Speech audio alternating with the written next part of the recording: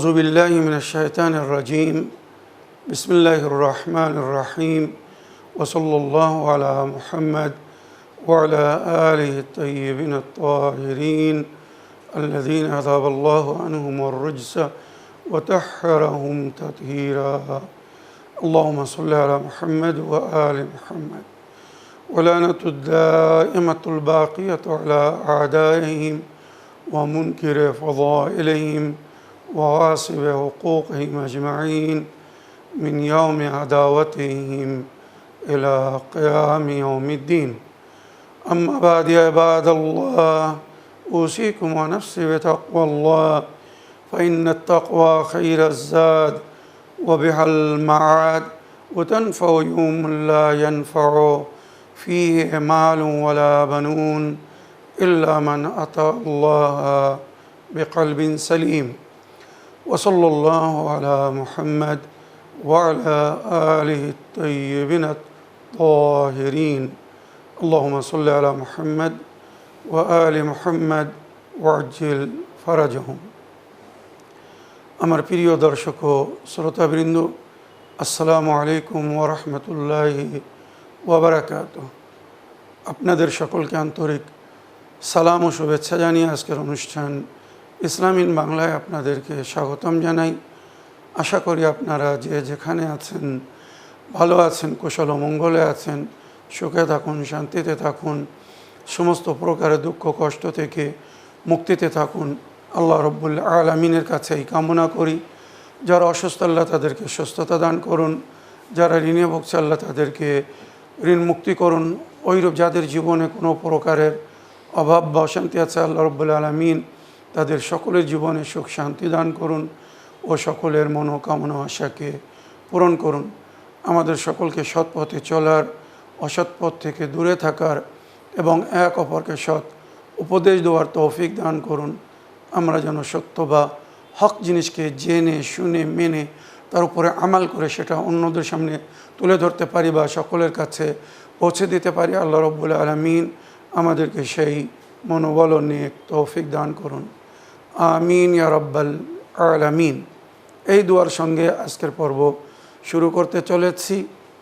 বহুদিন ধরে অনেকের প্রশ্নের উত্তর পেন্ডিং আছে, তাই বিনা কোনো ভূমিকায় সরাসরি আপনাদের পাঠানো পেন্ডিং প্রশ্নের উত্তর দিতে চাই। তাই আসুন দেখি কোথা থেকে কে কী প্রশ্ন করছেন বা কে কী জানতে চাচ্ছেন। আগে একটি বা দুটি লিখিত চিঠি পড়ব, তারপর ইনশাল্লাহ আপনাদের ভয়েসমেল বা অডিও রেকর্ডিং প্লে করব। সালামুন আলাইকুম, জনাব মৌলানা সাবির রেজা সাহেব, আমি নদিয়া জেলা থেকে সুরাজ শেখ বলছি। মৌলানা সাহেব, আমার প্রশ্ন হলো, একজন পুরুষ মানুষ বাইরে কাজের ক্ষেত্রে নানান সমস্যার সম্মুখীন হতে হয় এবং নতুন কোনো কাজ ভবিষ্যতে পাওয়ার জন্য বাড়ির বাইরের মানুষের কাছে ভালো ব্যবহার করে, কিন্তু ওই ব্যক্তি বাড়ির স্ত্রী এবং সন্তানদের সাথে খারাপ ব্যবহার করে। ইসলাম এই ধরনের ব্যক্তিদের জন্য কি বলে? এই বিষয়ে আপনি একটু আলোচনা করবেন। ওয়ালাইকুম আসসালাম ওয়া রাহমাতুল্লাহি ওয়া বারাকাতুহু। আমার প্রিয় ভাই সুরাজ শেখ সাহেব, আপনার চিঠি লেখার জন্যে এবং সুন্দর একটি প্রশ্ন রাখার জন্যে ধন্যবাদ জানাই। নবী করিম সাল্লাল্লাহু আলাইহি ওয়াসাল্লামের হাদিস, খায়রুকুম খায়রুন লি আহলি ওয়া আনা খায়রুন লি আহলি। তোমাদের মধ্যে উত্তম ব্যক্তি সে যে নিজের পরিবারের জন্যে, বউ বাচ্চাদের জন্যে উত্তম। এখানে কিন্তু নবী বলেননি যে বাইরের লোকের সামনে অন্যদের জন্য উত্তম সে উত্তম ব্যক্তি, না, যে নিজের পরিবার বউ বাচ্চাদের সঙ্গে উত্তম সেই উত্তম। আর নবী করিম সাল্লাল্লাহু আলাইহি ওয়াসাল্লাম বলছেন, ওয়া আনা খায়রুন লি আহলি, আর আমি আমার পরিবারের জন্য উত্তম। তো কেউ যদি উত্তম হতে চায় তো আগে তার ব্যবহার তার নিজের পরিবারের সঙ্গে বউ বাচ্চাদের সঙ্গে উত্তম হতে হবে। বাইরের লোকের সঙ্গে সামান্য কিছু সময়ের জন্য সাক্ষাৎ হয়, কয়েক ঘন্টার জন্য হয়তো এক জায়গায় তারা থাকে বা এক অপরের সঙ্গে ব্যবহার করে, কথা বলে, বিভিন্নভাবে ডিল হয়। সামান্য সময়ের জন্যে নিজেকে ভালো প্রমাণ করা আর অধিক সময়ের জন্যে পরিবারের সঙ্গে, আপনদের সঙ্গে যদি কেউ ব্যবহার ভালো না রাখে, তো শরীয়তের ভাষায় এদেরকে মুনাফিক বলা হয়েছে। মানে জাহির একরকম, বাতিন একরকম, ঘরের ভিতরে একরকম, ঘরের বাইরে একরকম, এমন হওয়া উচিত না। আশা করি আপনার প্রশ্নে আপনি উত্তর পেয়েছেন। আগের প্রশ্ন পড়ি। আসসালামু আলাইকুম, জনাব মাওলানা সাবির রেজা সাহেব, আমি নদিয়া জেলা থেকে সুরাজ শেখ বলছি। মাওলানা সাহেব, আমার প্রশ্ন হলো, হজরত আদম নবী আলাইহিস সালাম থেকে নিয়ে হজরত মোহাম্মদ নবী সাল্লাল্লাহু আলাইহি সাল্লাম পর্যন্ত যতজন নবী এই পৃথিবীতে এসেছিলেন, তাদের সবার শরীয়ত কি ইসলামী শরীয়ত ছিল? তারা সবাই কি ইসলামের প্রচারের জন্য এসেছিলেন, না সবার ধর্ম আলাদা আলাদা ছিল? এ বিষয়ে আপনি একটু আলোচনা করবেন। ওয়ালাইকুম আসসালাম রহমতুল্লাহি ওয়া বারাকাতুহু। আমার প্রিয় ভাই সুরাজ শেখ সাহেব, আল্লাহর নিকটে একটাই মাত্র দিন, যার জিকির কোরআনে হয়েছে, ইন্নাদ-দীনা ইনদাল্লাহিল ইসলাম। আল্লাহ নিজের বান্দাদের জন্যে একটাই মাত্র দিনকে পছন্দ করেছেন। ওয়ারাজিতু লাকুমুল ইসলামা দীনা বলে, আমি তোমাদের জন্যে দ্বীনে ইসলামকে পছন্দ করেছি। আল্লাহ রাব্বুল আলামিন আগে নিজের বান্দাদের জন্য বলেছেন, ইন্নাদ-দীনা ইনদাল্লাহিল ইসলাম। মনে রেখো, আল্লাহর নিকটে একটাই মাত্র দিন বা ধর্ম, আর সেটা হচ্ছে ইসলাম। ওমাই ইয়াবতাগি গায়রাল ইসলাম দীনান ফালা ইউকবাল মিনহু। যদি কেউ ইসলাম ছাড়া অন্য কোনো দিন বা ধর্মকে আপন করে, তো আল্লাহ তার থেকে তার ওই দিন ধর্ম মেনে নেবেন না, গ্রহণ করবেন না।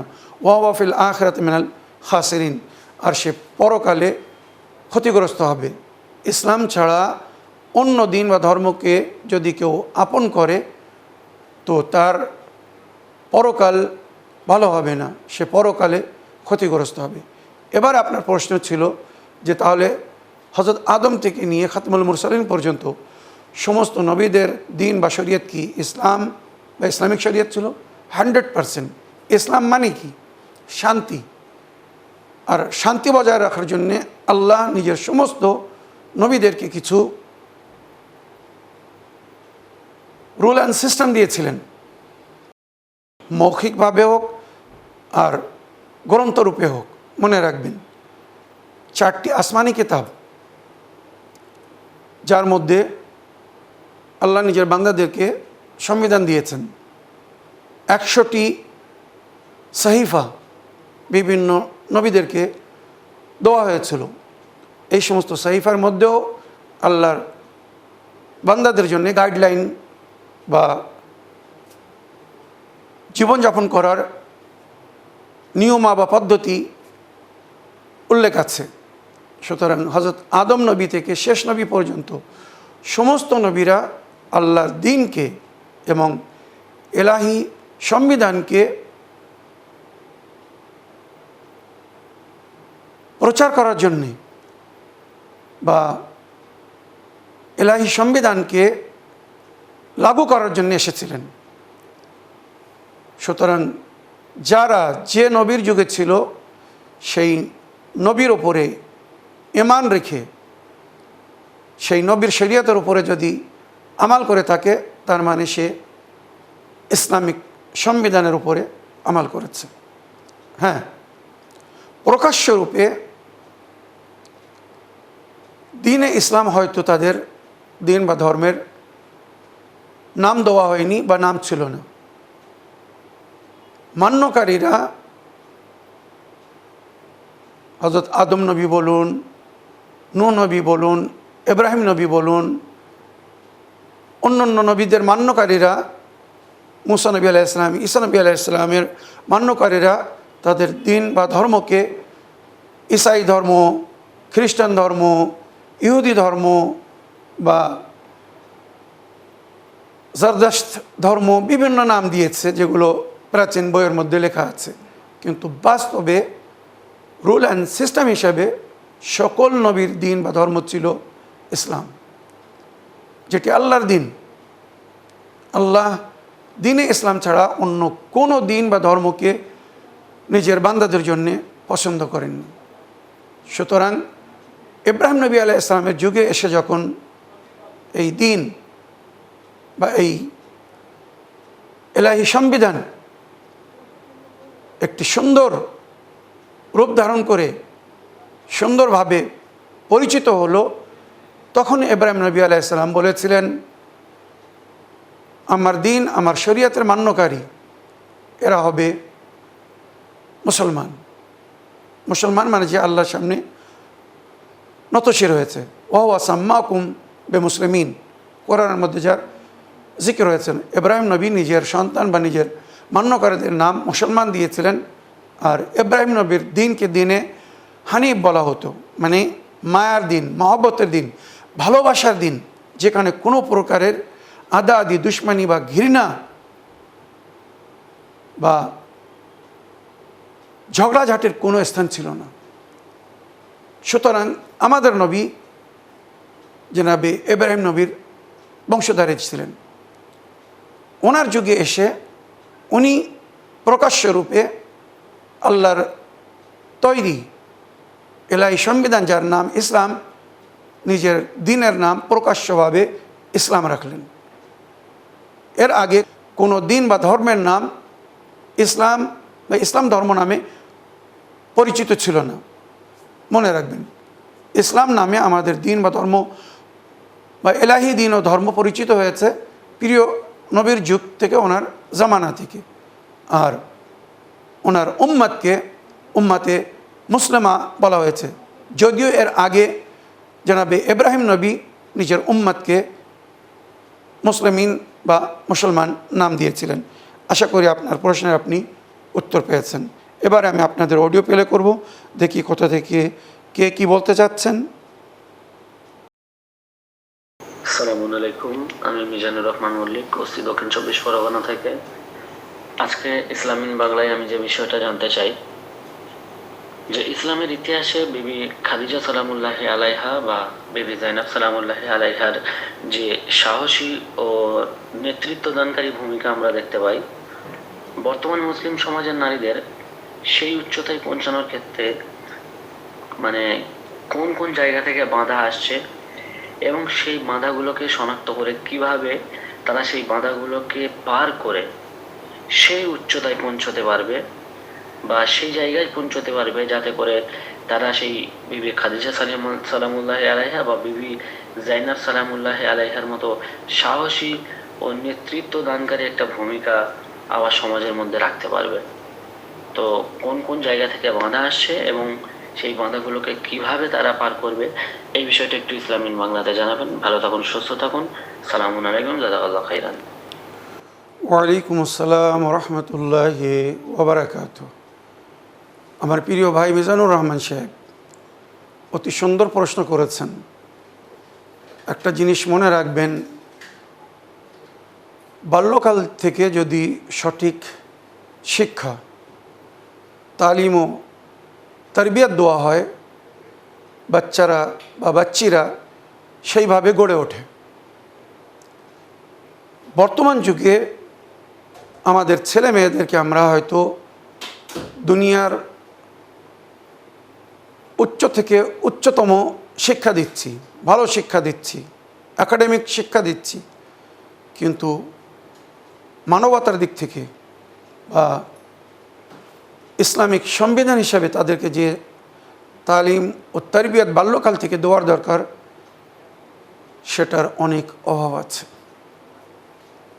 ওই সমস্ত নারীরা, বিবি জাইনব ও কুলসুম, কারবালার ঘটনায় বা কারবালার ঘটনার পিছনে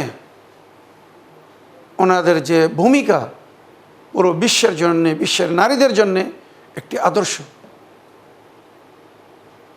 জনাবে খাদিজাতুল কুবরা মা ফাতেমা জাহরা সালামুল্লাহ আলাইহা এবং ওনার কন্যারা এত সুন্দর ভূমিকা কিভাবে পরায়ণ করেছিলেন, এর মূল ধারা বা কারণ ছিল তাদের তারবিয়ত, শিক্ষা। জনাবে খাদিজাতুল কুবরার পিতা খুয়াইলিদ সর্দার ছিলেন। তো সর্দারের কন্যারাও বাহাদুর হতো। সেই সময় জুলুম ও অত্যাচার, ডাকাত, দস্যুদের যুগ ছিল। ছেলেদের মোকাবেলা মেয়েরা করত।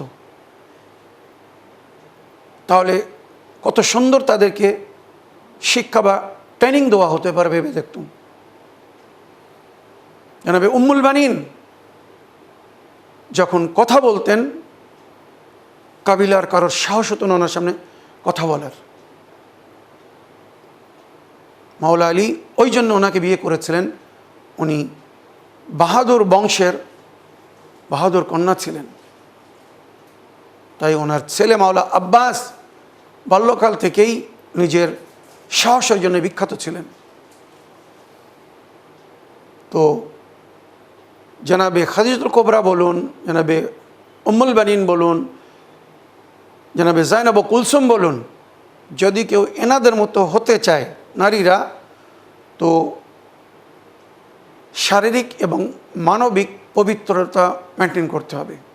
1 নম্বর, শারীরিক এবং মানবিক পবিত্রতা যদি মেনটেন না করে, শারীরিক বা মানবিক হিসেবে সেই শক্তি, সেই বল পাবে না, মনোবল কখনো উচ্চ হবে না, স্পিরিচুয়াল পাওয়ার কখনো বৃদ্ধি পাবে না যদি মানুষ সবসময় পাক পবিত্র না থাকে। মনে রাখবেন। তো 1 নম্বর যার অভাব আমাদের সমাজে, আমাদের পরিবেশে আমরা দেখছি, তালিম ও তারবিয়তের অভাব।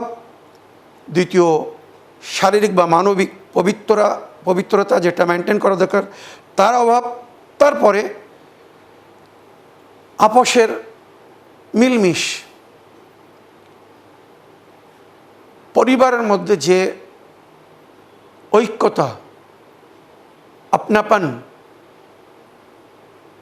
মিলমিশ হওয়ার দরকার, আমাদের সমাজে একটা বড় গ্যাপ দেখা যাচ্ছে। ভাই বোনের সাথ দিচ্ছে না, বোন ভাইয়ের সাথ দিচ্ছে না, ছেলে মেয়েরা মাতা পিতার কথায় সহমত হচ্ছে না। তো ওই পরিবেশ কোথা থেকে সৃষ্টি হবে, তৈরি হবে? মাতা পিতা বা ভাইরা যদি বোনেদের সমর্থন দেন, সাথ দেন সমস্ত বিষয়ে, মানে নেক কাজের জন্যে, অটোমেটিক মেয়ের বা বোনের সাহস বেড়ে যাবে। সবসময় সত্য কথা বলবে, হক কথা বলবে, কারোর ভয় করার প্রয়োজন নেই। হায়াত মওতের মালিক আল্লাহ। সুতরাং আমাদেরকে আল্লাহ ছাড়া অন্য কারোর ভয় করার প্রয়োজন নেই। এইভাবে যদি বাল্যকাল থেকে শিক্ষা দেওয়া হয়, তখন নারীরা যোদ্ধা হয়। অনেক সময় জুলুম, অত্যাচার, পীড়া মানুষকে মজবুত করে দেয়। আমাদের দেশের অনেক নারীদের ঘটনা আছে যারা পীড়িত হওয়ার কারণে একদিন নিজের ভয়কে মন থেকে বাইর করে দিয়ে অন্যায়ের বিরুদ্ধে উঠে দাঁড়িয়েছিল। দুষ্কর্মী, দুষ্ট সমাজ বা দুষ্ট মানুষদের বিরুদ্ধে তারা উঠেছিল। ওই বিবি জাইনাব ও কুলসুম সেই সময়ের জালিমের বিরুদ্ধে, মানে আমরা যদি বলি সেই সময়ের সুপার পাওয়ারের বিরুদ্ধে উঠে দাঁড়িয়েছিলেন। আর এজিদের চোখের ওপরে চোখ রেখে বা আঙুল দিয়ে ইশারা করে বলেছিলেন, ইয়াজিদ ওয়াসাইয়াক ওয়াবদুল জহদাক, তোর যত ক্ষমতা আছে প্রয়োগ কর, যত শক্তি আছে তুই ব্যবহার কর, যা কিছু তোর ক্ষমতা আছে তুই করে দেখা। তবে মনে রাখিস, ওয়াল্লাহি লা তামু যিকরানা, আমাদের জিকিরকে তুই কখনো মুছতে পারবি না। ওলা তুমি তো না আমাদের যে সম্পর্ক আল্লাহর সঙ্গে, আমাদের ঘরে আল্লাহর ওই অবতীর্ণ হয়েছিল, এলাহি সম্পর্ককে তুই বিচ্ছেদ করতে পারবি না। তো এই মনোবল কখন পাওয়া যাবে? যখন নারীরা বাল্যকাল থেকে সঠিক শিক্ষা পাবে, তারবিয়াত পাবে। জাইনাব কুলসুম সালামুল্লাহ আলাইহার মতো ওইরূপ মা ফাতেমা জাহরা সালামুল্লাহ আলাইহা দরবারে গিয়ে যে খুতবা দিয়েছিলেন, খুতবায়ে ফেদাক, আপনারা একবার তুলে দেখুন। সাধারণ খুতবা না, কোনো নারীর সাহস ছিল না সেই সময় পুরো মদিনায় বা আরব দেশে শাসকদের বিরুদ্ধে এই ধরনের কথা বলার, যেটি জনাবে জাহরা শাসক বা খলিফার দরবারে গিয়ে বলেছিলেন। ওইভাবে নিজের কন্যাদেরকেও শিক্ষা দিয়েছিলেন, অন্যায়ের সামনে যেন কখনো নতশির হয় না। তো আমার প্রিয় ভাই, আমাদের কন্যারা যদি সেই ঈমান এবং আল্লাহর প্রতি তাদের সেই ভরসা বা বিশ্বাস থাকতো, আর পরিণাম পরিফল যা হবে উত্তম হবে। আল্লাহ যেটা চাবেন সেটাই হবে। সুতরাং এই ভেবে যদি মানুষ কাজ করে, নারী আর পুরুষ, যে আমরা যদি সঠিক পথের পথিক হয়ে চলি, নেক কাজ করতে থাকি, আল্লাহ আমাদের মদত করবেন। ইন তানসুরুল্লাহ ইয়ানসুরকুম ইসাব্বিত আকদামাকুম। অটোমেটিক তাদের মনোবল বৃদ্ধি হয়ে যাবে, আর তারা সব সময় অন্যায়ের বিরুদ্ধে, জুলুম ও অত্যাচারের বিরুদ্ধে ওইভাবে নিজের আওয়াজ তোলার ক্ষমতা পাবে, যেভাবে এই সমস্ত বিখ্যাত নারীরা করে গেছেন। আর এর সুন্দর উদাহরণ যদি আপনারা বর্তমানে দেখতে চান, ইরানের নারীদেরকে দেখুন। তারা পুরুষের সঙ্গে কাঁধ মিলিয়ে সব কিছু করছে যা পুরুষরা করছে, বরং যদি আমি বলি পুরুষের চেয়ে তো আগে যাচ্ছে। তারা নিজের ক্ষমতা বা দক্ষতা হিসেবে তো ভুল হবে না, চিন্তা করুন। তো আমার প্রিয় ভাই, আশা করি বুঝতে পেরেছেন। আগের প্রশ্ন নিয়ে দেখি কোথা থেকে কে কী বলতে চাচ্ছেন। আসসালামু আলাইকুম, আমি মিজানুর রহমান মল্লিক, অস্তি দক্ষিণ 24 পরগনা থেকে। আজকে ইসলামিন বাংলায় আমার প্রশ্ন, যে বর্তমানের এই প্রতিযোগিতামূলক বিশ্বে মানুষ প্রচণ্ড দুশ্চিন্তায় রয়েছে এবং একে অপরের বিরুদ্ধে প্রতিযোগিতা করছে। তো এখানে প্রশ্ন হলো যে ইসলামের দৃষ্টিতে উত্তম রিজিক কি? অর্থাৎ অর্থের যেই প্রতিযোগিতা এখন দুনিয়াতে হচ্ছে, অ্যাকচুয়াল কি অর্থই হলো আল্লাহর পক্ষ থেকে আসা রিজিক? রিজিকের ডেফিনেশন কি? ইসলামের দৃষ্টিতে রিজিক কাকে বলে? রিজিক বলতে কি বোঝায়? আর অর্থই কি শুধু রিজিক, নাকি এর কোনো গভীর কোনো অর্থ রয়েছে রিজিকের? এই বিষয়টা একটু আপনি আমাকে জানাবেন। ভালো থাকুন, সুস্থ থাকুন। আসসালামু আলাইকুম, জাযাকাল্লাহু খাইরান। ওয়ালাইকুম আসসালাম রহমতুল্লাহি ওয়া বারাকাতুহু। আমার প্রিয় ভাই মিজানুর রহমান সাহেব আবার অতি সুন্দর একটি প্রশ্ন করেছেন, রিজিক কি? তো কোরআন ও হাদিসের আলোতে যেটা লেখা হয়েছে, রিজিক ওই সমস্ত জিনিসকে বা আল্লাহর নেয়ামতকে বলা হয়েছে যার থেকে আল্লাহর বান্দারা লাভবান হয়। শুধু মাল, ধন দৌলত, অর্থই রিজিক নয়। হ্যাঁ, নিঃসন্দেহে এগুলো রিজিক, তবে এর সঙ্গে সঙ্গে শারীরিক সুস্থতা, সময়, সন্তানাদি, বন্ধুবান্ধব, ভালো কাজের তৌফিক পাওয়া, এগুলোও রিস্ক বলা হয়েছে কোরআন হাদিসের মধ্যে। নেক কাজ করার যদি কেউ তৌফিক পায়, আল্লাহ যদি কাউকে ভালো কাজ করার তৌফিক দান করেন, তার মানে আল্লাহর তরফ থেকে সুন্দর রিস্ক পেয়েছে। রিস্ক মানে কি? আরবি শব্দের অর্থ হচ্ছে, রিস্ক মানে আতা, বকশিস, মানে দান, কিছু পাওয়া, কিছু গ্রহণ করা, কিছু নেওয়া। যেমন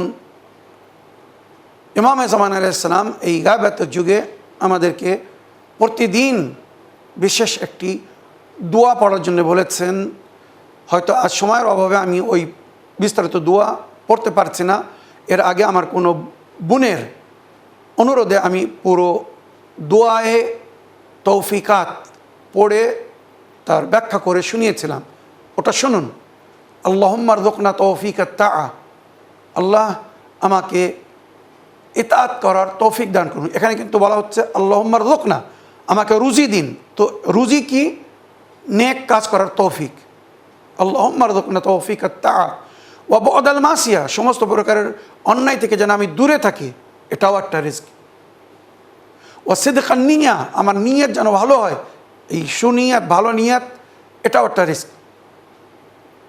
ইরফানাল হুরমা, আমি হারামকে যেন চিনতে পারি, এটাও একটা রিজক। আকরিমনা বিল হুদা ওয়াল ইস্তিকামা, হেদায়েত দান করুন, এই হেদায়েত পাওয়া এটাও একটা রিজক। ন্যায়ের উপরে প্রতিষ্ঠিত থাকা, এটাও আল্লাহর দেওয়া তৌফিক বা রিজক। তো এই ধরনের অনেক জিনিস ওই দোয়ার মধ্যে উল্লেখ হয়েছে। তাই ইমামে জামানা বলেছেন ওই দোয়া প্রতিদিন পড়ো, আল্লাহর কাছে এই সমস্ত রুজি চাও। তো এটা প্রমাণ করছে রুজি শুধু খাদ্য নয়, পানাহার নয়, টাকা পয়সা নয়, বরং শারীরিক সুস্থতা, মানবিক মনোবল এবং শিক্ষা, সময়, যদি আল্লাহ কাউকে সময় দেয়, সুন্দর রিস্ক পেয়েছে, আওলাদ, সন্তানের রুজি, মানে সন্তান পেয়েছে মানে আল্লাহ তাকে সন্তানের মাধ্যমে সুন্দর রুজি দিয়েছে।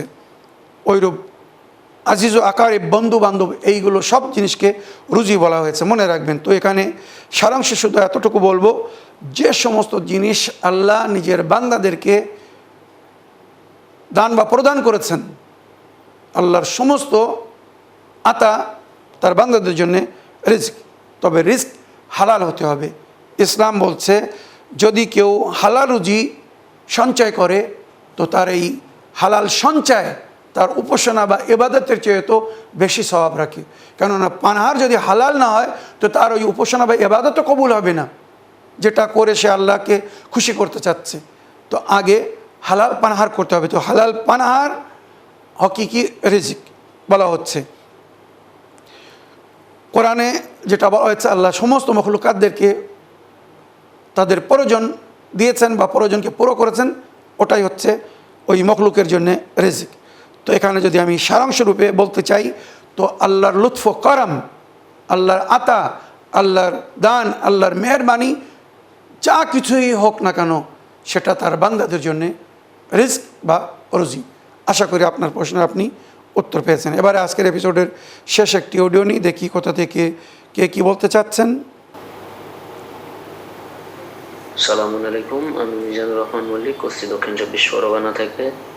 আজকে ইসলামিন বাংলায় আমার প্রশ্ন মাওলানা সাহেবের কাছে, যে অ্যারাবিক গ্রামার কে আবিষ্কার করেছেন? অর্থাৎ আমরা যদি লক্ষ্য রাখি, দেখতে পাই ইংরেজি গ্রামার আবিষ্কারের পেছনে কয়েকজন ইংলিশ স্কলারের অবদান রয়েছে, বা বাংলা গ্রামারের ক্ষেত্রেও তাই।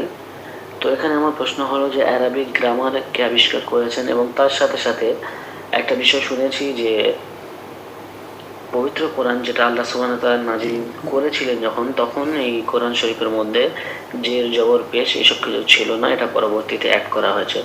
তো এখানে জানার বিষয় এটাই যে এই অ্যারাবিক গ্রামার কে আবিষ্কার করেছেন, তার সাথে সাথে এটা সত্য কিনা যে আরবি ভাষায় যখন কোরআন নাজিল হয় তখন কোরআনের ওই আরবিতে যে জবর পেশ ছিল না। যদি এটা সত্যি হয় জানাবেন, এবং যদি না থেকে থাকে যে জবর পেশ, তাহলে পরবর্তীতে কে এই যে জবর পেশ কোরআনে অ্যাড করেছে এবং কেন করেছে। আর মূল বিষয় হচ্ছে আরবিক গ্রামার কে তৈরি করেছে, এই বিষয়টা একটু জানাবেন ইসলামিন বাংলাতে। ভালো থাকুন, সুস্থ থাকুন, নিজের খেয়াল রাখুন।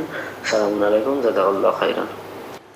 ওয়ালাইকুম আসসালাম রহমতুল্লাহি ওবরাকাতু। আমার প্রিয় ভাই মিজানুর রহমান সাহেব সর্বদায়ের মতো খুব সুন্দর প্রশ্ন করেছেন। অনেকেই এই হকিকত, এই বাস্তব জানে না, যে বিষয়ে জানার জন্য আজ আপনি প্রশ্ন রেখেছেন।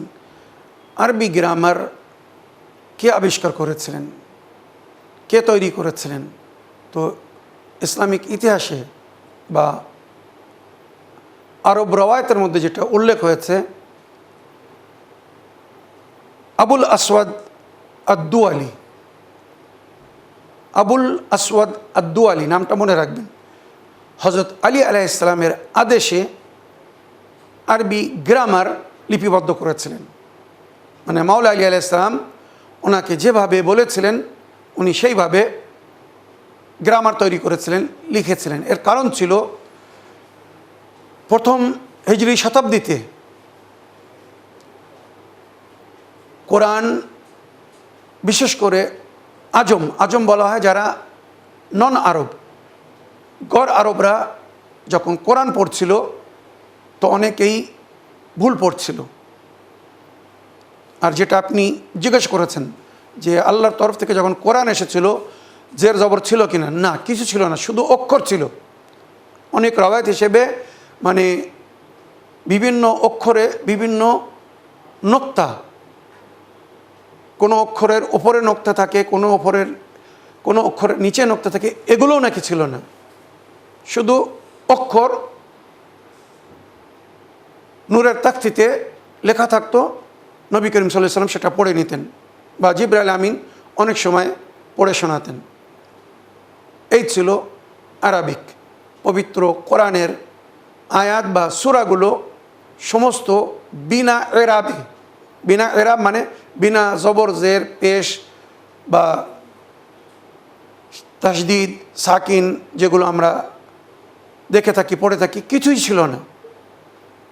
মাওলা আলী যখন শুনলেন যে আরবদের সঙ্গে সঙ্গে বিশেষ করে নন আরবরা, গড় আরবরা কোরআন বা হাদিস ভুল পড়ছে, তখন উনি আবুল আসওয়াদ আদ-দুয়ালিকে, আরবি ভাষায় খুব সুন্দর জ্ঞান রাখতেন, ওনাকে ডাকলেন আর বললেন, আমি যেভাবে বলছি এইভাবে গ্রামার তৈরি করো। ফেল, ফাইল, মফুল, ইসিম, আবার ইসিমের অনেক প্রকার আছে, জার, মজরুর, মানে এটাকে ইংলিশ ভাষায় বলা হয় পার্টস অফ স্পিচ, মনে রাখবেন। Noun, pronoun, verb, adverb, adjective, এগুলো যারা জানে, মানে এখন সমস্ত বিবরণ বলার সময় নেই। তো মাওলা আলী আলাইহিস সালাম ইলমুন নাহউ ওয়াস সারফ ইজাদ করেছিলেন, মানে আরবিক গ্রামার।